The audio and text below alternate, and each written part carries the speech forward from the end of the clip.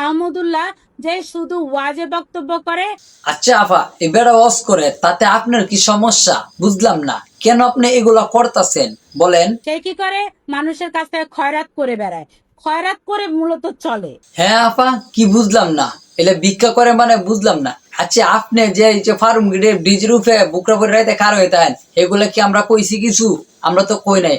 তাহলে আপনি মৌলানার পিছে কেন লাগলেন আর এগুলা কেন বলতাছে? আপনারা এই আহমদুল্লাহর ওয়াজ দেখাও বন্ধ করে দিন। হ আপা, আপনি কথা শুনি আহমদুল্লাহ ছবির ওয়াজ দেখ আমরা বন্ধ করে দেন। এক কাজ করাম বুঝছেন, আপনার ওয়াজ আছে না, আপনার ওয়াজ দেওয়া শুরু করে দেন।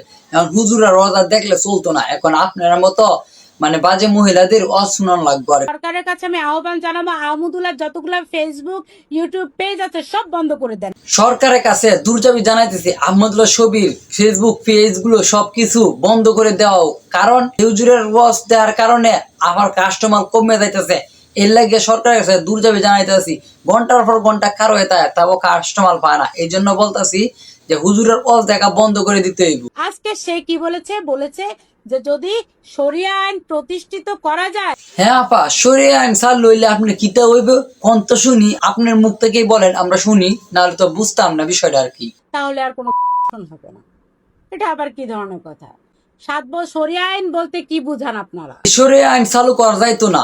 শরিয়া আইন যদি হয় তাহলে তো আপনার কাস্টমার কমে যাবো, আপনার ব্যবসা তো হইতো না। এগুলোর থেকে বাদ দিতে হইব বুঝছেন, এগুলা দূরে থাকলে ভালো হইব আর কি। এগুলো সব বন্ধ করতে হইব। আপনার ব্যাখ্যাটা হইলো এই কথা আর কি, আপনার কথাটা হইলো এটা, আপনার আর কোনো বক্তব্য নয়। শরিয়া আইনের মুখে থু দেই। কাজ করেন, আপনি ব্যবসা তো না চলে শরিয়া আইন চালু হয় তাহলে এক কাজ করেন আপা, যদি শরিয়া আইন চালু হয় যদি আপনার ব্যবসা না চলে তাহলে আমরা একটা কাজ করাম, আপনি এই ব্যবসা দিয়ে দেন, এই ব্যবসার মধ্যে আপনি ম্যানেজার হিসেবে থাকবেন, তারপর এই ব্যবসার মধ্যে আপনার ভালো আমার একটা স্যালারি দেওয়া হইব। শরিয়া আইনের মুখে থু দেই। আমার মনে হয় আগে আবাসিক হোটেলের মধ্যে চাকরি করতো, মনে হয় চাকরিটা কি গেছে গা, আর এই হুজুরের পয়েন্টটা মনে হয় সামনে পড়ছে, এই জন্য আহমদুল্লাহ হুজুরের সাথে লাগে গেছে। আর এই যে আলসুন্না ফাউন্ডেশন আছে না, মানুষকে দান টান করে, এটার বলতেছে কয়রত করে, অনেক মানবিক কাজ করে, তো এই জন্য আপার এখন ভালো লাগতেছে না। কি করে?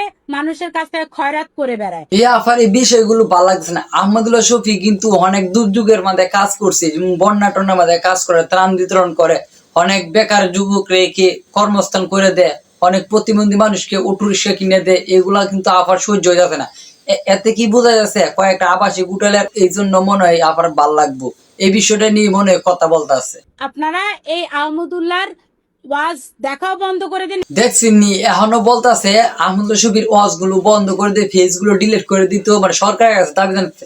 যদি পাওয়া যাইতো এমন নষ্ট মহিলাদেরকে কি অবস্থা করতো তা তো নিজে বুঝতে আছেন। এগুলো থেকে দূরে দূরে তাহে তাহলে মানুষ ভালো হইব। এখন ওয়াজ মাহফিলের থেকে দূরে নিতে থাকে এগুলো ভিডিও করে।